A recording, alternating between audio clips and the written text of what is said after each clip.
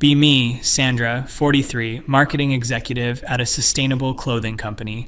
Single mom raising my 16-year-old son, Terry, after his dad left when he was 8.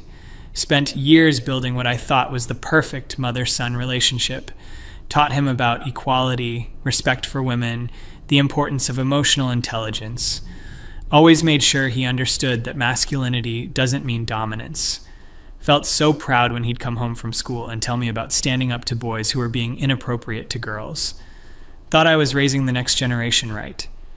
Fast forward to last year, Terry starts spending every other weekend with his father, Jacob, again. Jacob remarried some woman named Jennifer, who's basically everything I stand against. Stay-at-home mom, super religious, makes those gross Pinterest crafts. The kind of woman who says things like happy wife, happy life, unironically. Whatever, I figured Terry was smart enough to see through their outdated lifestyle. Then Terry starts coming home different. Not dramatic at first, just little things. Stops helping with dishes without being asked. When I mention it, he shrugs and says, "That's women's work anyway." Excuse me. I sit him down for a conversation about how household labor should be shared equally. He just rolls his eyes and says Jacob told him I'd say exactly that. Apparently, his father has been filling his head with garbage about how I'm brainwashing him. Things escalate over the next few months. Terry starts questioning everything I've taught him. We're watching a movie with a strong female lead and he makes some comment about how unrealistic it is. Women aren't actually stronger than men, Mom. It's just biology. I explain that strength isn't just physical, that women have been held back by society. He goes, "Okay, but you can't ignore science because it hurts your feelings." Where did this come from? Catch him watching those awful YouTube videos. Not the really extreme stuff, but those intellectual guys who use big words to justify misogyny. When I try to explain why those viewpoints are harmful, he accuses me of trying to control what he thinks. Says Jacob told him I'd try to restrict his access to different perspectives. I'm not restricting anything. I'm trying to help him think critically. The breaking point comes during dinner last month. We're talking about his future plans, college, career stuff. Mention how great it is that his generation will have even more opportunities for equality.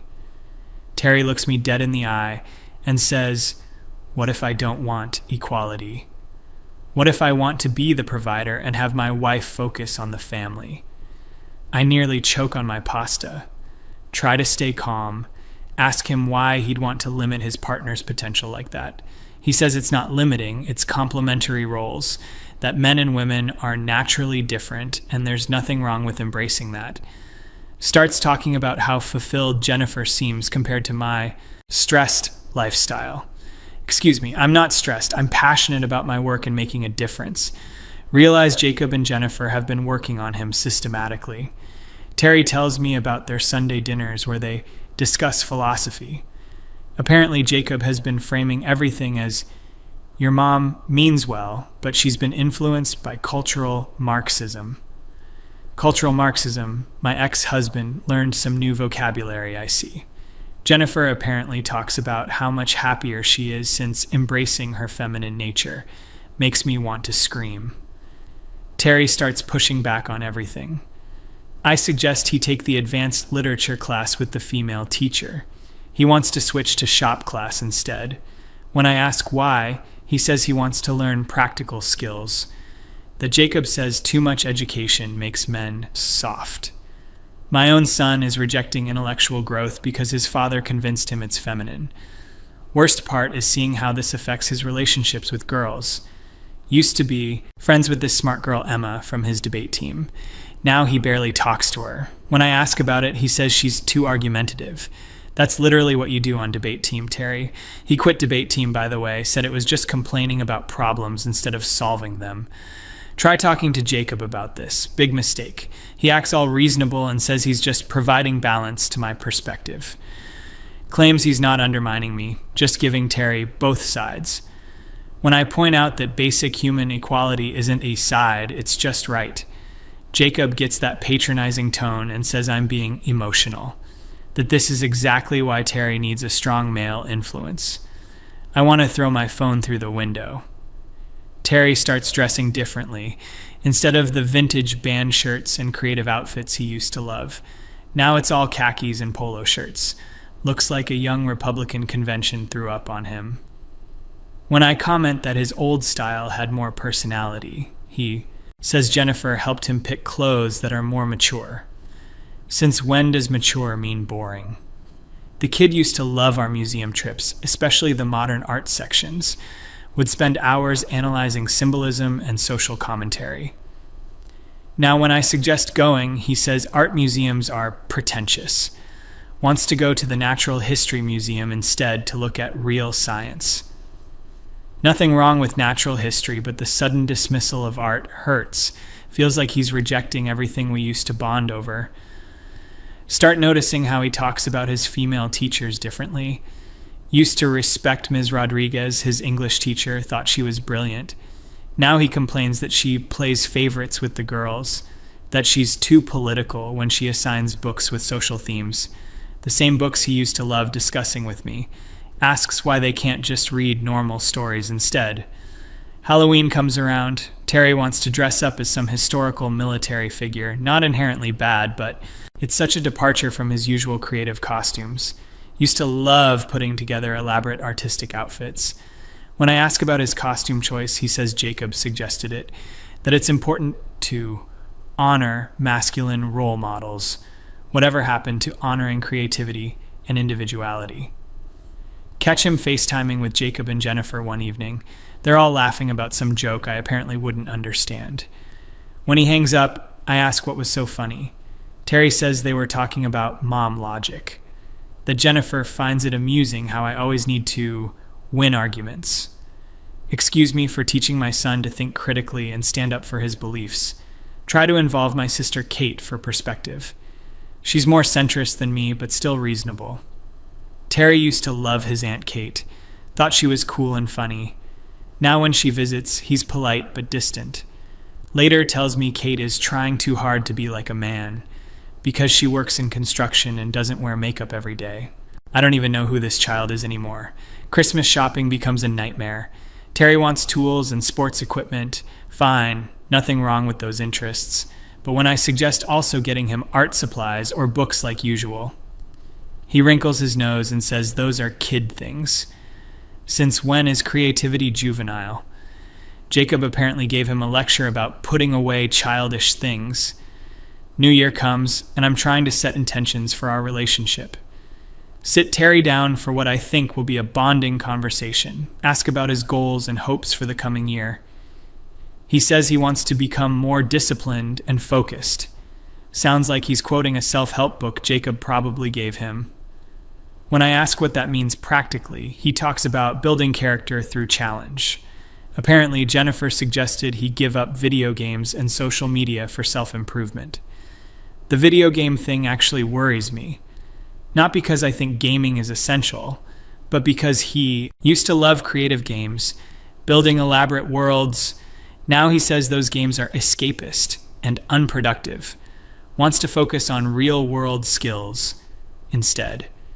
There's nothing wrong with real-world skills, but why does it have to be either or? Valentine's Day hits, and Terry asks if he can skip our traditional mother-son dinner. We've done this every year since the divorce. Just us, nice restaurant, good conversation. He says it feels weird now that he's older. That Jacob says it might be emotionally confusing for him. What's confusing about a mother spending time with her son? End up eating takeout alone while Terry video calls with his dad. Spring parent-teacher conferences are eye-opening. Ms. Rodriguez mentions that Terry has become less participatory in class discussions, especially when they're covering books with female protagonists or social justice themes. He used to be one of her most engaged students. Now he sits quietly and looks bored during those units. She asks if there's something happening at home. Wish I knew what to tell her. Terry starts talking about college differently too. Used to be excited about studying literature or maybe sociology. Wanted to understand how society works so he could help improve it. Now he's thinking about business or engineering. Nothing wrong with those fields, but the reasoning bothers me. Says Jacob convinced him that liberal arts degrees are useless, that real men build things and create value. Spring break. Terry spends entirely with Jacob and Jennifer, comes back talking about their camping trip and male bonding time. Apparently, Jacob taught him hunting and fishing. Again, nothing inherently wrong with outdoor skills. But Terry describes it like he's discovered his true nature. Says being in the woods made him realize how artificial modern life is, whatever that means. Start noticing he's become judgmental about my lifestyle choices when I get excited about a work project promoting sustainable fashion.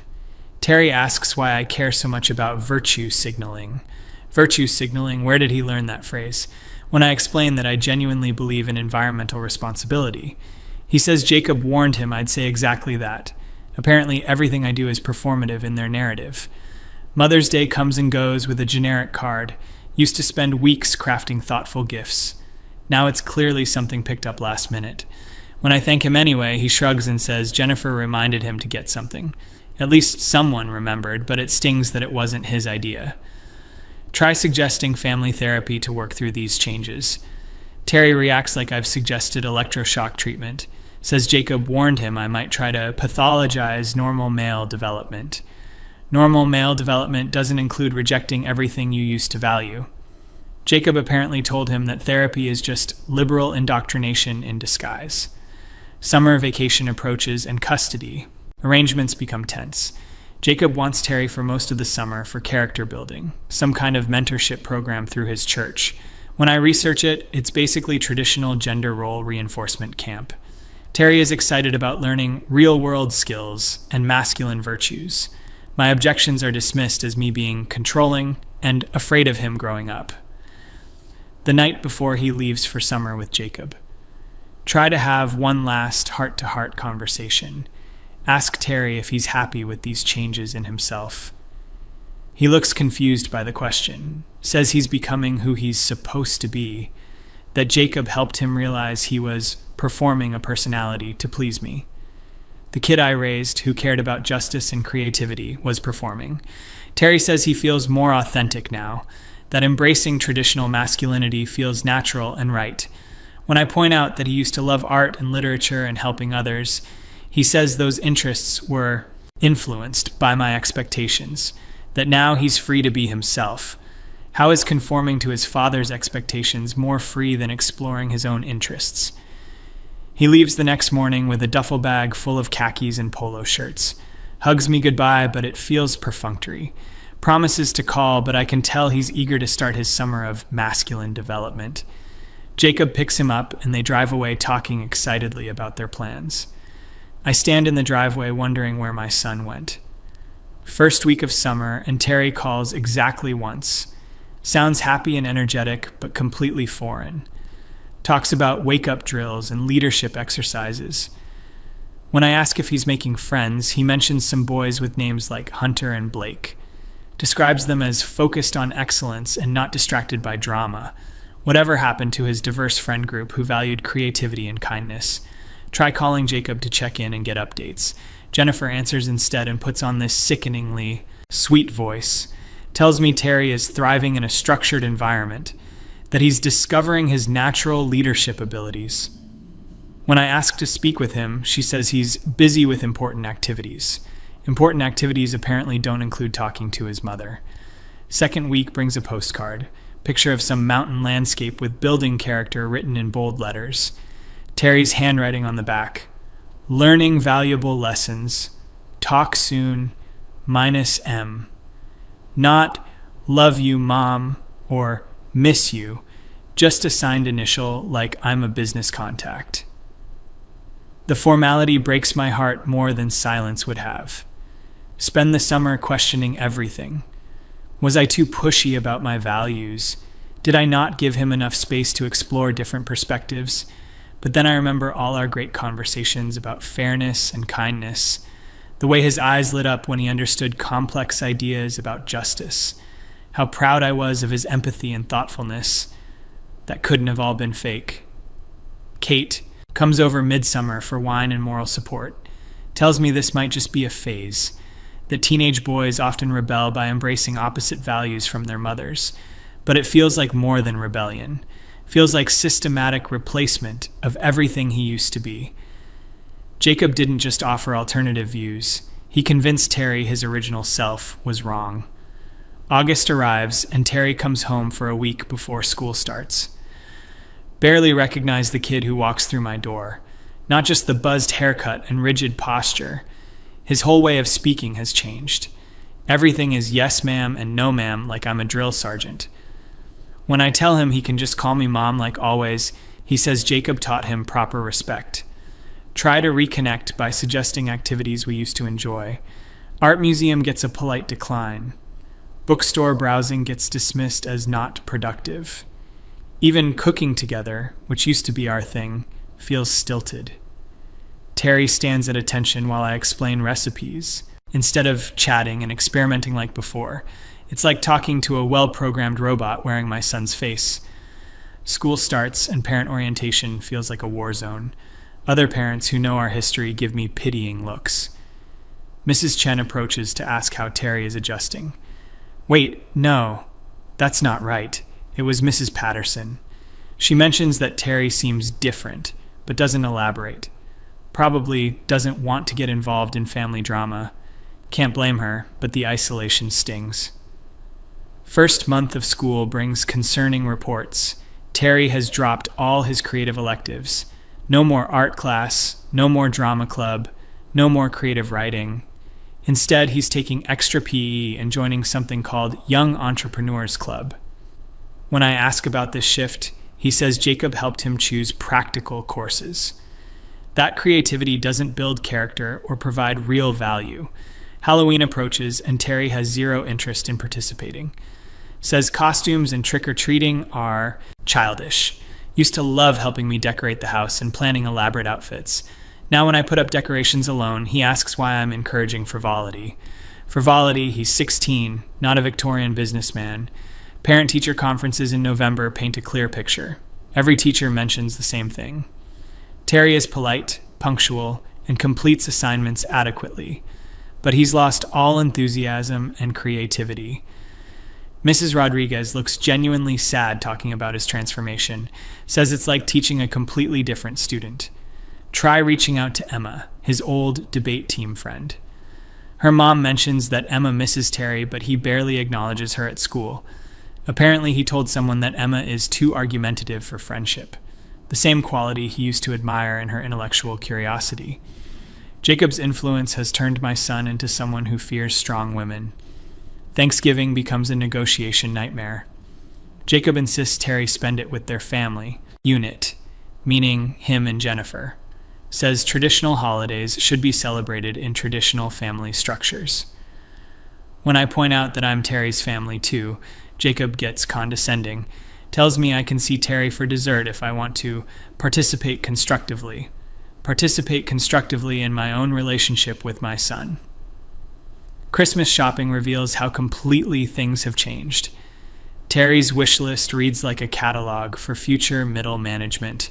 Dress shirts, leather accessories, books about leadership and success. When I suggest adding something fun or creative, he looks genuinely confused. Says Jacob taught him that material desires should serve personal development. Whatever happened to wanting things just because they bring joy? New Year's Eve. I'm planning a quiet celebration at home. Terry asks if he can spend it at Jacob's instead. Their church is having some kind of commitment ceremony for young men. Sounds like a cult initiation, but Terry is excited about making important promises. I spend midnight alone wondering if I'll ever get my real son back. Winter break ends, and the spring semester begins with new challenges. Terry announces he wants to transfer schools. Jacob found some charter school with traditional values and academic rigor. When I research it, the curriculum is basically conservative indoctrination disguised as education. My objections are overruled because Jacob has equal custody rights. The new school reinforces everything Jacob has been teaching.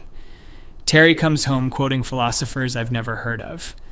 Not because they're particularly profound, but because they support traditional gender hierarchies. When I try to engage with these ideas critically, Terry shuts down. says I'm being emotional instead of rational. My 16-year-old son is mansplaining rationality to me. Spring break arrives, and Terry has zero interest in our traditional trip. Used to love exploring new cities, trying local food, visiting museums. Now he says travel should be purposeful, not recreational. Jacob has arranged some kind of wilderness survival camp instead, because apparently learning to start fires with sticks builds more character than cultural exposure. Realize I'm mourning the loss of a living child. The boy who used to debate social issues with passion and nuance is gone, replaced by someone who speaks in Jacob's talking points and Jennifer's platitudes. When I try to remind Terry of conversations we used to have, he dismisses them as childish thinking. Like developing empathy and questioning injustice were just phases he outgrew. Mother's Day approaches, and I brace myself for disappointment. Terry dutifully gives me a card and generic flowers. When I thank him, he says Jennifer helped him plan something appropriate. Appropriate feels like such a cold word for a mother-son relationship. Remember when he used to make elaborate handmade gifts and write heartfelt letters? Summer custody battle, round 2, begins early. Jacob wants Terry for the entire summer this time, some kind of leadership-intensive program that sounds even more concerning. Terry advocates for himself in family court, asking to spend more time with Jacob. Hearing my son tell a judge that his father provides better guidance destroys something in me. The night before he leaves for his second summer of character building, make one last attempt at honest conversation. Ask Terry directly if he remembers who he used to be, if he misses any aspects of his old interests or friendships. He looks at me with what might be pity and says Jacob warned him about this question, says his previous personality was inauthentic and influenced by cultural pressure, that now he's aligned with his natural masculine identity. When I ask if he's happy, he seems confused by the concept, says happiness is less important than purpose and discipline. My creative, joyful child has been convinced that joy itself is weakness. Terry leaves for his second summer program with confidence and enthusiasm. Hugs me goodbye with the same mechanical politeness as last year. Promises to write, but I doubt the letters will contain any real communication. Jacob and Terry drive away discussing objectives and development milestones. I wave from the driveway knowing I've lost him completely. Spend this summer in therapy, finally. Not because I think I'm wrong about gender equality or social justice, but because I need help processing this grief. My therapist helps me understand that Jacob used sophisticated manipulation techniques, slowly replacing Terry's worldview with one that positioned me as the enemy. Knowing the tactics doesn't make losing my son hurt any less. Realize Jacob never wanted shared custody for Terry's benefit. This was always about winning some kind of ideological war, using our son as a weapon to prove that his worldview is superior. Terry became a project to demonstrate that traditional masculinity works better. The cost was everything authentic and beautiful about who he used to be. Summer ends and Terry returns more transformed than ever. Now he talks about his 5-year plan and building generational wealth. At 17, he's already thinking like a middle-aged conservative businessman.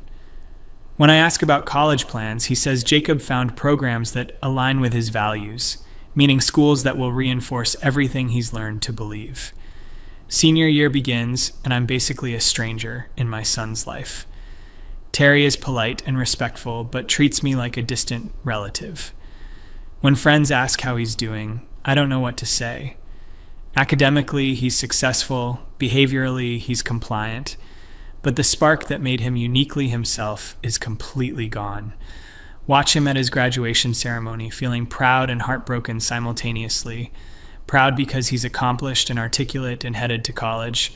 Heartbroken because the person walking across that stage isn't the son I raised. Jacob and Jennifer beam with satisfaction at their successful project. I applaud politely while mourning the boy who used to question everything. Now Terry is 19 and in college studying business. Calls dutifully once a month with updates about grades and activities.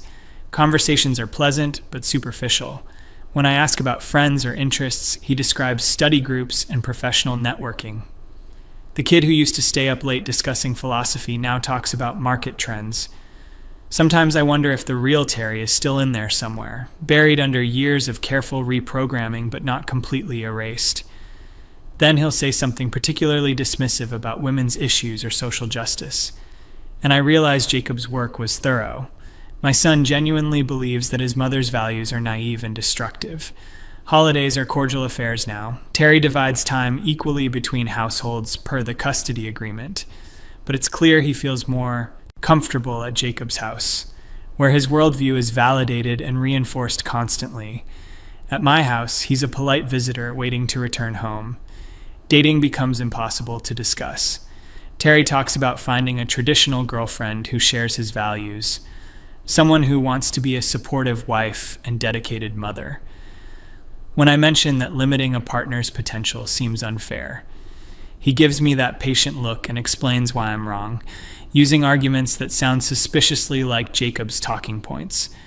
The hardest part is accepting that this might be permanent, that the sensitive, creative, justice-minded boy I raised might be gone forever, replaced by someone I don't recognize or particularly like. Terry isn't cruel or malicious, just completely alien to everything I believe.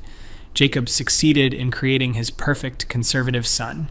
The cost was my relationship with my child. People ask if I have any regrets about how I raised Terry, wonder if I was too political or pushy about my beliefs. But then I remember the boy who cried watching documentaries about injustice, who wanted to make the world better for everyone, who believed in kindness and creativity and questioning authority. That kid was real and beautiful and worth fighting for. Jacob didn't offer Terry better values. He offered him a simpler worldview where questioning isn't necessary, where traditional hierarchies provide clear structure and purpose. Terry chose certainty over complexity, comfort over growth. And I have to live with the fact that my own son rejected everything I tried to teach him.